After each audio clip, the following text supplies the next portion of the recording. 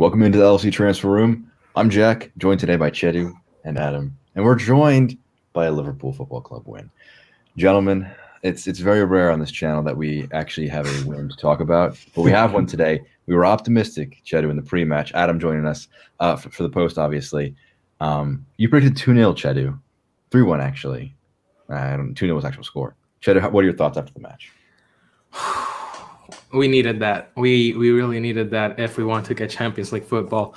Wow. I think this, probably alongside the Aston Villa game, have been the only two games in 2021 that I've actually said after halftime, it feels like a goal is coming. Of course, it was going to be crucial for us to score the first goal and early. Thankfully, Mane, which Chris did say that Mane would score twice. He technically did. One less offside, but that's fine. I said that. Oh, you did? Oh, okay. Yeah. Then. There I'm we taking go. the credit for that. Don't let Chris steal my glory. I said Mane was going to be back today, and he was back today. True. But yeah, he scored. Good. He needed that for his confidence. Unlucky for Salah to not score. He had a few chances, but didn't. But I genuinely, honestly, especially that first half, I liked how he played. Sky Sports gave man of the match to Alisson. I think that's 100% deserved. He was the sole reason why we didn't concede, because Jesus Christ, they had chances. Yeah. Yes, he made a big mistake once, but he was able to save the shot afterwards, so it's fine. My second choice for man of the match was definitely Thiago. Even before the phenomenal goal that he scored, his first goal/assist for LFC. It was a long time coming, and I'm happy for him to have scored. Yeah, let us know in the comments your man of the match picks. Would you agree with Alisson? Do you think it's Thiago as your number 2 guy? Your thoughts on the match as well. Puts Liverpool up into 6th place in the Premier League, just 1 point behind West Ham, 6 behind Leicester, 7 behind Chelsea, with a game in hand on those two sides. Adam, welcome into the channel. How were your thoughts on the match? Yeah, look, I mean, it's just good to get a win again. I mean, last season when we kind of had these discussions, it was like, yeah, it was expected. Like, going into every game, we're expecting to win. Now it's kind of like it's kind of few and far between. So we're just delighted to actually get there. Look, it wasn't a perfect performance, by any stretch. But at the end of the day, we kind of just have to take the wins as any way we can get them at this stage of the season. Just what we're up against, and just to get you put aside kind of whatever it is, Champions League, Europa League, whatever we're going to be fighting for in the end, you have to kind of put it aside. At the end of the day, just getting wins in general, just building that confidence again, it's just going to be huge for the players. And I agree with Chedu. I think Alisson, well-deserved man of the match. He stopped Southampton, any chance that Southampton had. And I think Nat Phillips as well, I'd probably put it up there. He had a great performance. It was great to see him take charge as well, just at the back. I think we kind of missed that when when Van Dijk's not there. We've missed a lot of that leadership at the back. So, I mean, that was great to see. And Reece Williams, in fairness, who I wasn't really critical about before the game, but I was kind of nervous when I seen him on the team sheet. I just kind of think, obviously, he's lacking that bit of experience, and he had a few shaky moments earlier on the season. But I think, the things that he had to deal with, he dealt with relatively well. So I suppose for the first time in a long time, we're in a situation where it's positive in regards to, having choice for centre halves, come next season. But look, again, huge win, and let's hope we can just crack on and finish the season strong. I think that's the biggest thing. Totally agree with this comment. All we can do is control these last 4 matches, but looking back, man, does it hurt. Yeah. 4 extra points right now. I mean, that just does you a world of good. But I mean, you can only control what you can control. I think this was a huge match for Thiago. I want to talk about him for a little bit. He looked pretty good. He had, I think, after the chance that Chedu, you kind of mentioned it a bit, where Alisson kind of saved almost his face. When it was it was just 1-on-1. And then Thiago tried to do a no-look pass clearance, and then it almost just completely backfired. I was a bit nervous that it was going to be it's just one of those days where he's not clicking 100%. But he was good, and then he had a moment of brilliance to score a goal, which he's had his moments of brilliance this season. But with Thiago, they're not a moment of brilliance that leads to a goal usually, or an assist. It's just the pass before the pass, and we haven't been as productive as a team. So it was huge for him to get. Those are my very adoring thoughts of Thiago. Chedu, how did you feel about the Spaniard's performance? Honestly, throughout the entire game, I think he was great. I think it's exactly, and I really don't like going back to games, especially losses. But it's the kind of the kind of player, the kind of play that we needed in games like Real Madrid, the first leg, or it can go to really any game that we didn't win. A performance like that from Thiago would fully change the game on our favor. And as you said, he almost costed us a goal. Thankfully, nothing happened. Nothing came out of that. I think that was probably the one time that he actually did something bad that game. Yeah, he got a foul here and there, but it's Thiago. It happens.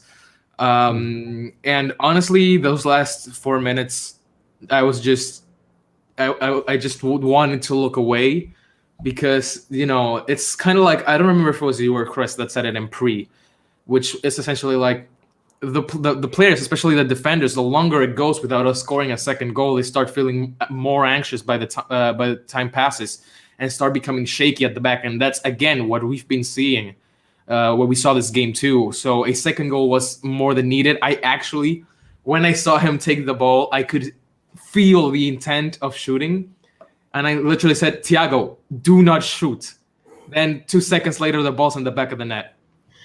He's one of those players where when he does go walk up to take a shot like that, you're kind of like, don't do it. It's whenever center back does the same thing, you're like, why are you doing this? Like, I know it could happen, but it's just never going to.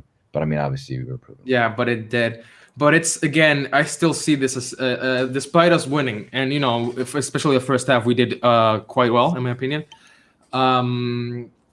It's still the same story, different ending, but it's still the same story of we take so many chances but don't score that many, and it has cost us so far this season, and it will cost us again in the games that are remaining if we don't start being more clinical. Are you guys ready for an insane statistic? Liverpool's win today is their third in 12 Premier League games against the current bottom 7. 3 wins in 12 against the worst 7 teams in the league. It feels like it's a regression to when we used to be struggling in these matches. Cheddar, you have some thoughts? I mean, first Mane goal since December at Anfield. First clean sheet since the game against United. So, in a way, in one side, yes, those are horrible statistics. When you hear it, you're like, wow. But we should take it on a positive note as, things changing for the better. The fact that we're now doing all this stuff again, slowly getting back into form. But yeah, it's, again, crucial win towards Champions League hopes.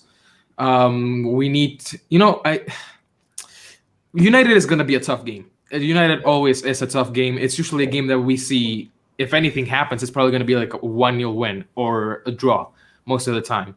So it's going to be a tough one. Of course, they just come out of destroying Roma, despite losing the second leg in aggregate completely. You're jumping the gun. The gun is being thoroughly jumped by you. We will get to Manchester United in a bit. I want to get Adam's thoughts on Thiago and on the 3 wins in 12 stat. Adam. Well, first of all, like in regards to Thiago, I'm delighted for the guy. I mean, there was so much hype when he came to Liverpool, and at that time, like he was the best midfielder in the world at the time, where he was definitely up there, and there was a lot of expectation on him going in, and I think we probably would have seen a different story throughout the season if we had everyone fit and if the situation was different. I think his performances when he hasn't played as well, I think a lot of it has to do with just there's a lot of shifting going on in midfield, whether it's Fabinho being taken out, but I think towards the end of the season now, he's actually put in some of his best performances. I think kind of as we're getting into the later stages now, he's really kind of hit the ground running.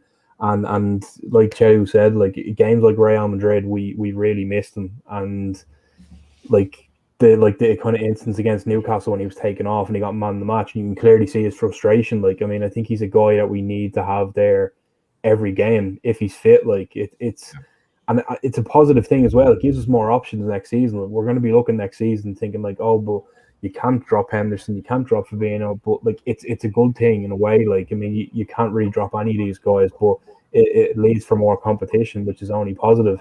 But yeah, I mean, huge for him getting his first goal, and hopefully he can kind of even just, keep that form going into next season. But in regards to that statistic there, like you said, it's a regression. It's what happened to us seasons ago when we weren't winning the league and we were struggling against these teams. And again, I have to agree with both of you. Like, it's a case of it's a win, obviously, against Southampton today, but it was the same story. We weren't putting away our chances, and a better team would have punished us. Like, Southampton did have spells where they could have scored, but if we were playing a Man City again, or even, and I don't want to jump the gun, but even like going to United next week, if that's the situation there, like, United will punish us. I think we can beat United. I know we haven't done it in Old Trafford in a long time. I think it's very possible, but at the same time, I also know that if we don't put away the chance that we've been missing in games, United will punish us. And it is very possible. It is very possible we go to Old Trafford next week and we do get absolutely thumped. But we have to take the confidence from today's game, and I'm going to realise what's at stake and really pushed for a great finish, like, at the end of the day. Let's take a look at the bigger picture this means. I agree with Matt here on the Chelsea securing third. We talked about this before the match, that Chelsea, with their win against City today, small tangent, they have a very good chance against them in the Champions League final, which would be crazy for Pep Guardiola. We're all setting. We're all Chelsea in the final. We're all Chelsea. I think we all are, especially me. I'm an American. I want to see Christian Pulisic have a lot of success. That too. I'd be very happy to see that. I think Leicester, West Ham, I fully agree with Matt here that this is what we have to look at. So in the Man United game as well, it's tough to go to Old Trafford, as Matt says as well. But I think that it's multiple must-win games. Last thing on Thiago before we kind of take a look ahead. Klopp said before the match he expects Thiago to be back to his true fullest best next season when we've got a full preseason. We've got hopefully the tenants of our squad, like Virgil, like Henderson, back fit. Maybe some change up in the summer as well. So I'm excited where he can go, because we've only begun to tap into the potential he has with this team. And if he has more performances like this, he could be a tremendous, tremendous player for us. But looking ahead, actually, last thing for today's match, man of the match. You said Alisson already, Ched. Are you sticking with Alisson? Yeah. Adam, you're man of the match. I'm gonna agree, but I'm gonna have Nat Phillips as a very close second. I'm gonna have my guy Sadio Mane. I think he's been him and Alisson are very close. I think he was our best attacker today. I think he had a tremendous performance. He created several chances, and I mean, I don't like the argument that his athleticism is finished, because you saw that jump. He got up for that header, and he still got it, and that hopefully does a lot of good for his confidence, because he looked very good today. So hopefully he can begin to do more of the same. But Man United on Thursday, do they have two matches before that, or just the one? One 2 days before, and then another one 2 days after, I believe it is. Yeah, so that definitely is. Yeah, so they have Villa today, or tomorrow, excuse me. Villa tomorrow, Leicester on Tuesday, and then us on Thursday. Yep. That's a tough schedule for them. Tough schedule for them. Your lineup changes you want to see and your optimism level, Adam, you talked a bit about it, but is there any swaps you want to see in the squad? Let's assume that Kabak is somewhat healthy. Like, he'd be pushing it. I don't know what his fitness is, though. Yeah, I think definitely Kabak has to go back in if he is kind of at close to fitness. Like I said, Williams handled himself relatively well today, but I just think he's still not at that level yet. And I think if we throw him into too many huge games, it could hurt his confidence. It could be a case of, he has a bad game and it doesn't do anything for him. So I think, if Kabak is fit, he definitely needs to go back in there. I mean, lineup changes apart from that, there's nothing really I can say at the moment. I know Milner obviously picked up an injury there during the week. We don't know what his fitness is going to be like. Henderson's missing, we know that. I don't think there's really a lot you could change the midfield that I would change the midfield. And yeah, same up front. Like, I'm a big fan of Roberto Firmino, but been vocal for a long time that I think Jota needs to be in there all the time. I think he needs to start every game, and I just don't see. I don't see what more Firmino could bring at this time, just given his current form. Like I think I've said it. I said it a lot of times. People I think he's more suited into a bit of a midfield role. If we decide to change tactics, if we decide to change system and everything like that, but I just think up front it's probably best to kind of stick with the front three of Jota, Mane, and Salah. But even saying that, like Jota wasn't that great today. I don't think he had a good game. I think he was poor, and hopefully he can kind of start hitting form again, because if we have three of them firing at the same time, we're going to be a hard team to beat. And unfortunately, at the moment, it's really just Salah. Hopefully, Mane's goal today obviously gives him a bit of confidence going forward in the next few games before the end of the season. But yeah, there's not a lot of change that I would make compared to the team that we had today, to be honest. Shadu, I shut you down earlier for jumping the gun. Now, there we go. Man United. Real quick before, I would like to mention, because it's pretty funny. I think it was like 2 or 3 weeks after we signed Jota. Me and the podcast boys recorded an unreleased episode where in the end we all gave our controversial opinions, and mine was that sooner or later Jota would take over Firmino's spot, probably for next season, and I got absolutely slandered by everyone there. And look how things are going right now. It was unreleased, Chadu. Let's not act like this is some guarantee. Release it, and then I'll believe you. It's true. I ask Tommy, but you'll see. Yeah, changes in the lineup. Kabak has to play. If he's not available, play Fabinho in defense. Honestly, because Williams.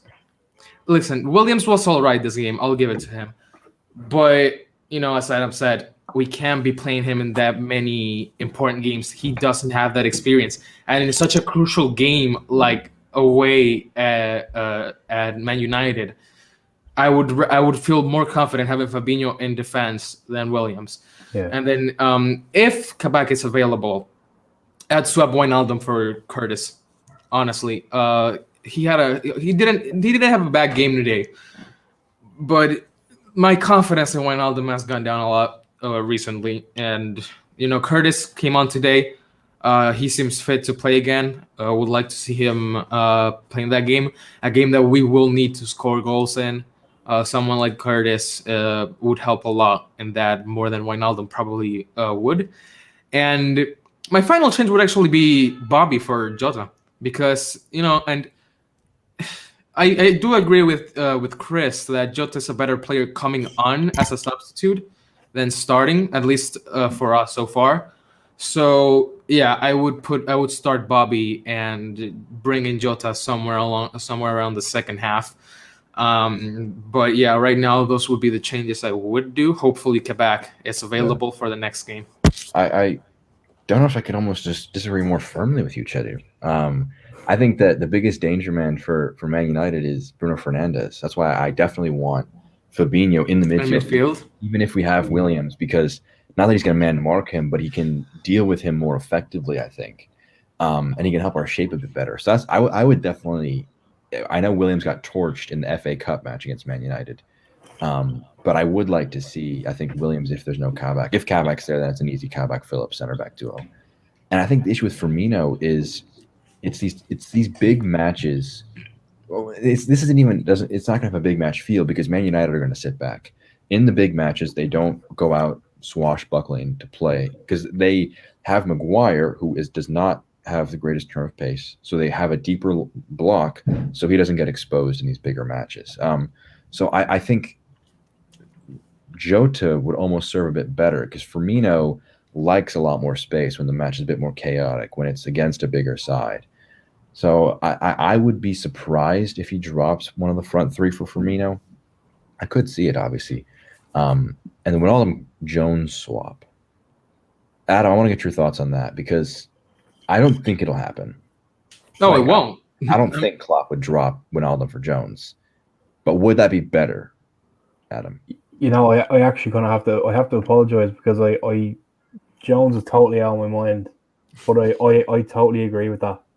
Like we haven't seen him in a few weeks. I know he was injured for a bit, and he just came back from playing with the under-21s. So I do. Not bracing Damn. home. yeah, I know. Like he just came back from the under-21s, and he had some fitness issues. But yeah, I would agree with that swap. I think.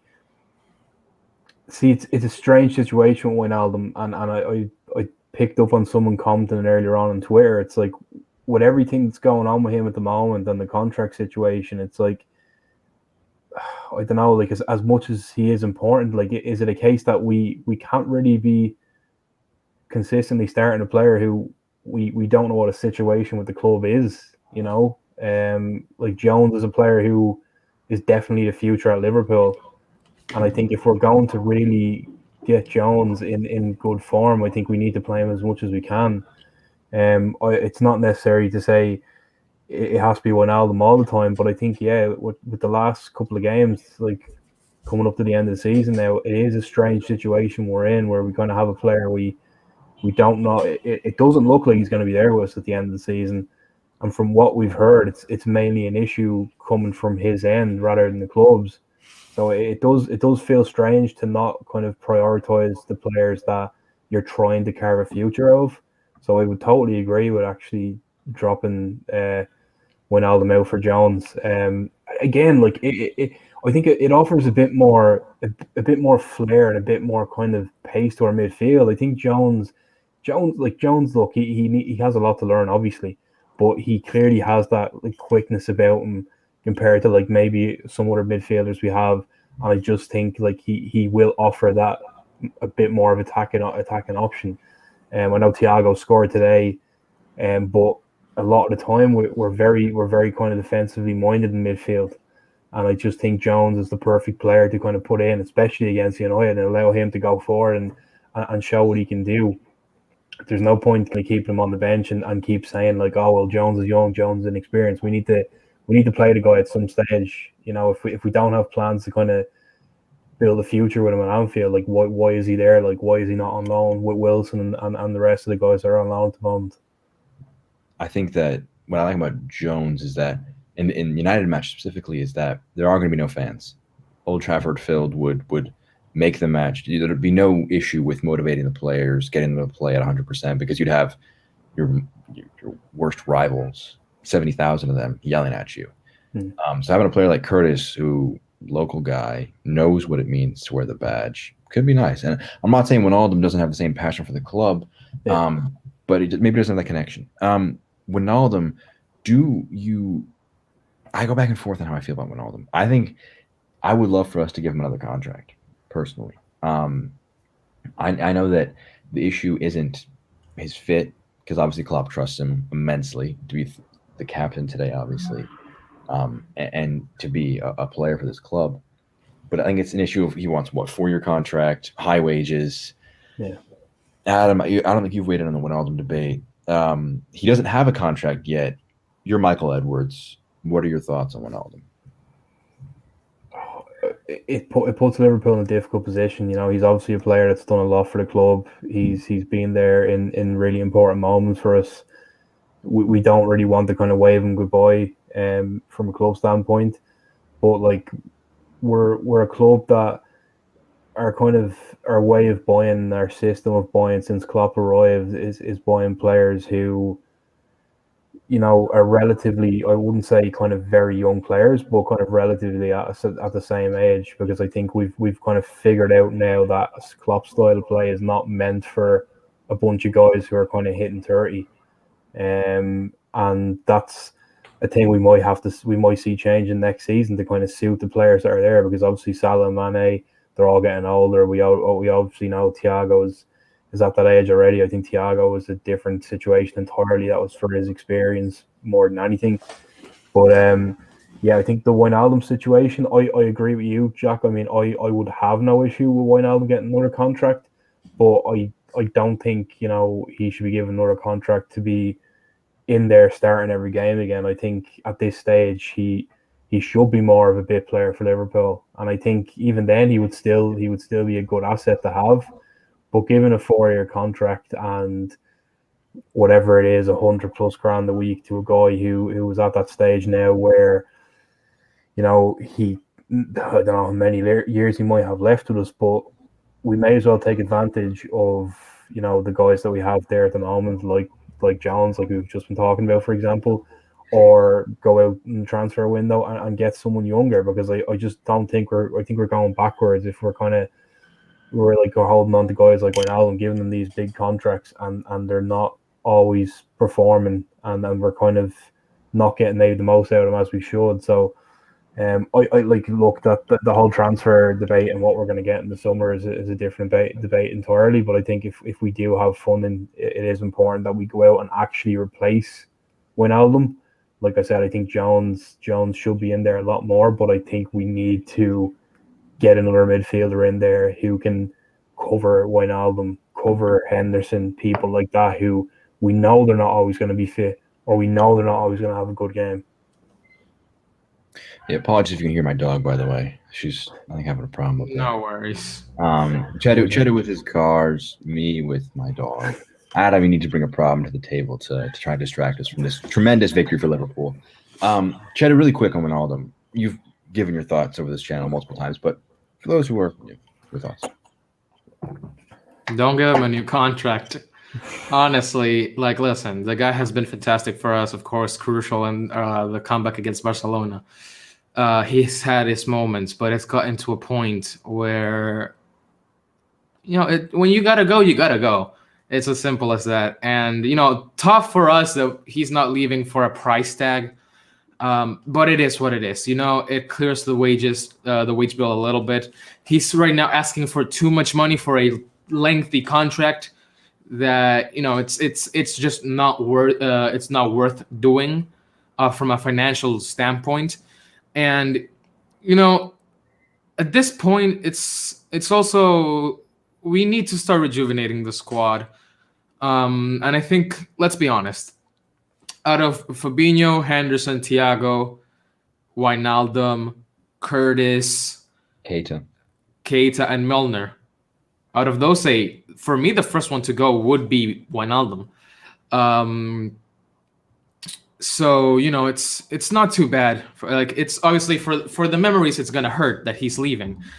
But if we look at it as the club's standpoint, as us moving forward, it wouldn't be bad for him to move on to another club, and that would from there we would go into the transfer market and definitely buy someone. Because let's be honest, chances are we do get a midfielder. We've been linked, of course, with Gravenberch. We've been linked with DePaul, who that's looking very likely. Apparently, even Bissouma. Apparently, he prefers LFC as a move. That's what I've heard from reports, and, you know, those kind of players would be good for us. You know, they're not as good. They're probably not as good defensively as Wijnaldum is, but at this point, you know, we need younger players who, like, again, the way Klopp buys players is he takes players that are on the verge of being great, and he turns them into world-class players. And someone like Bissouma, for example, from Brighton, if Klopp were to manage a player like him, they would become world class. And let's be honest, next season, for me, Thiago, Henderson, and Fabinho are untouchable in midfield. Those three have to start every game, in my opinion. And, you know, let's be honest, chances are that someone like Bissouma or DePaul, at least in my eyes, challenge those midfielders more than Wijnaldum would.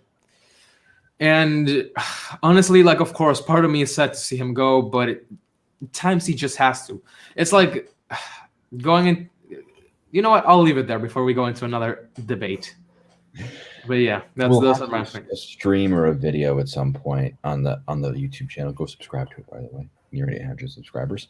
About Wijnaldum, so many different debates can be had about, does the contract make sense? Signing a replacement? Is it like you don't pay him X amount of money over 4 years? Yeah, but you have to sign a blank £1 million replacement and also pay him wages. So it's a debate that could be going on for a while. But I think after a win, no need to have a negative debate like that. Last kind of thing I want to hit on for the game today, was there any player that kind of wasn't at the best for you that kind of was a bit of a letdown? Yes. Chedu, who was on your mind? Vinicius. I'm kidding. Honestly, Jota. I think Jota wasn't at his best. Really? The work rate was good. I'll give that to him. He had a good work rate, but overall, not his greatest game. Salah, again, he had a good number of he had a good number of chances that he should have scored maybe one or two of them, but he didn't. But then apart from that, I think everyone did all right. Probably Williams a little bit got caught lacking at times, but let's be honest, we shouldn't expect too much from him. It's all right. He's young. He'll learn from this.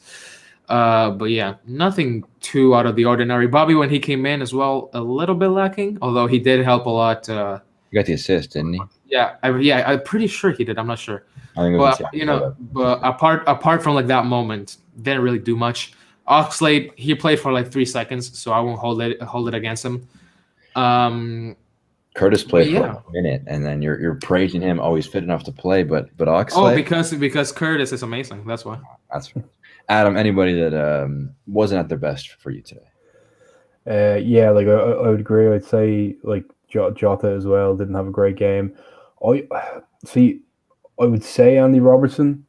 I don't think he had his best game, but I think in fairness to Robertson, I mean that guy's exhausted. Like he has to be, and to see him play every game is just, it's almost like sad. Like it's good. Like the fact that we do have backup there, and I mean me and you, Jack, discussed I think before the Newcastle game about the likes of Davies and Tsimikas just almost being holograms, like because they're there, but we never see them. Like. Yeah, I think Robertson has done a great game. I think he's going to struggle the rest of the season. I think he's struggling for a while, but again, I won't hold that against him. But yeah, I'd agree. I'd say Jota didn't have his greatest game, and I definitely understand Chedo's point about maybe starting Firmino against United and bringing Jota on as a sub. I think he seems to be not necessarily struggling, but he just hasn't seemed to be kind of on the ball as much. The last couple of games when he's actually started. My dog is just distracting me. So I don't know.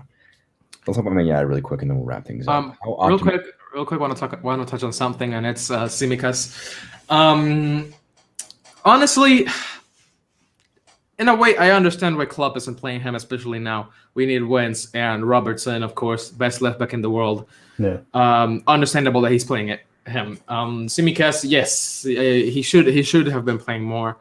I think it's unfair on him. I mean, he wants to be in the club. He outright said that he doesn't want to leave, that he's happy at Liverpool. And I think he's actually a really good player. Of course, Liverpool fans haven't seen it that much, but because again, he hasn't played that much to show it. But like last season when he was in Olympiacos, I had watched him a few times. And I said, this guy's actually pretty good. I mean, when he played against Arsenal, pocketed Pepe, pocketed Traore when they played Wolves. I think he had fantastic games against them in the league itself. He also played really well. So when we signed him, I was actually quite excited. Of course, unlucky to have gotten injuries here and there, but he's the kind of player that I can see. He'll probably next season he'll probably start every league Carabao Cup game, some FA Cup games too. I think it's a pretty good number 2 for Robertson, but right now it's not really a good moment to be playing him. I think about Robertson's development inside a lot. I think it's Tsimikas, because Robertson didn't come in right away. Talking about 6 months to gel in. Tsimikas has been here for a year now, but he wasn't brought in to be the number 1. He was brought in to be the number 2, so it was going to take a bit longer to develop in the squad. So I'm not too worried about Tsimikas in comparison to Davies. I know he was hurt today, but I would have liked to see him play once or twice at this point. He's never gonna play for Liverpool. He was brought in just to be sold for profit, and the fact that we have never seen him even have a whiff at playing by now, it shows that that's why they brought him in. Yeah. Last thing to hit on today is build up to the Man United game. Level of optimism ahead of that match from you, Chedu. More than this one, I'll be honest. This one has given me a bit more confidence. Confidence not too high either. Again, we're playing a United team that has been playing well recently. against a Cavani that apparently likes scoring a little bit too much, against a Bruno Fernandes who's a shout for Player of the Year. It's always going to be a tough game, especially playing at Old Trafford. Again, it'll go down to if we can actually finish our dinner for once. And if Adam, as Adam said, if we don't take those chances, we're going to be punished and we're going to end up losing the game. And that's going to be our title hopes, our Champions League hopes dead in the water. Yeah. Adam, percentage chance winning. You don't have to give an actual number, but how optimistic are you feeling ahead of that match? A win is always going to make you more confident going into the next game. I just see United. Like I don't think United are on as much of a hot streak as say like Chelsea at the moment. I think Chelsea are kind of in the last while are obviously hitting a hot streak, getting to the FA Cup final, Champions League final. But United can be got at. I think the fact that they're second in the league, personally, and this is not a swipe by United fans, I think it's a reflection that it's been a poor season. It's a poor league. And I think it'll even out more next season. It's not to say United aren't a good team, but just currently where we're at, I'm not too optimistic for the game. I'm not going to come out and say we're going to lose, but I think even though we need a win, I think a draw against United, given the circumstances, is probably a great result for us. It's not going to help us in regards to like Champions League, but it's probably a great result for us given the grand scheme of things. Like, yeah. Well, everyone, thank you for joining us for today's stream. We came off of a win. It's odd because I think we usually have more engagement, more debate when it's a loss. Yeah, because I mean, there's more to talk about. This time it's just like, yeah, we were good. Hopefully we have more of these boring live streams, I guess. It's not boring. I enjoy the win, obviously, but less drama, I suppose. Thank you, gentlemen, for your time today. Thank you everyone who tuned in on the LFC Transfer Room for today's post-match reaction. Make sure to get involved with us on all of our platforms, LFC Transfer. Go subscribe to us on YouTube. Follow us on Twitter, Instagram. We have a TikTok, don't we, Cheddar? We have a TikTok, right? Do we? I was not aware of that. I was not aware of that. We'll make a TikTok. Okay, sure. We'll make a TikTok. Why not? Exactly. Well, Cheddar. If you want to see Jack dancing, just leave a like on the video. No guarantees. No guarantees. Thank you, Cheddar and Adam, for your guys' time. I've been Jack. This has been the LFC Transfer Room. Enjoy the rest.